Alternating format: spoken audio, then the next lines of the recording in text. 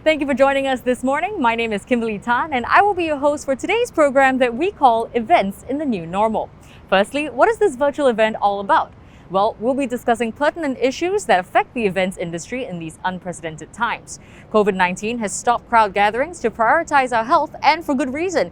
With the spread of the virus coming back in second or even third waves, even in countries that were supposedly clear of it before, such as New Zealand or South Korea, it is safe to say that we cannot let our guard down until a vaccine is found and the virus is eliminated. Event venues and exhibition halls, such as Suntec City behind me, have been rendered ghost towns since the start of circuit breaker measures. Even after phase 2 reopenings, they've still remained vacant, as events such as weddings only allow up to 50 guests. However, slowly but surely, we will be seeing the gradual reopening of physical events with bigger crowds, but with stricter measures such as social distancing and separation among groups. For example, in October, the Singapore Tourism Board will be allowing events of up to 250 people.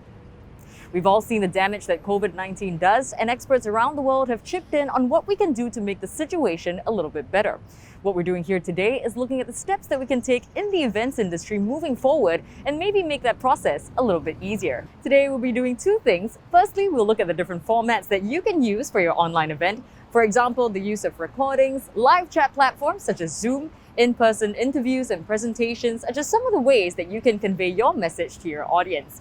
Today, it is your chance to see which of these formats you might want to use for your own virtual event. And secondly, we'll be bringing you some useful information and opinions from our speakers and panelists today.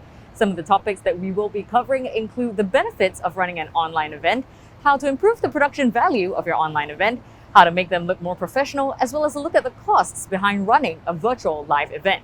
We'll also be sharing some safety tips on how to run physical on-site events once they're allowed.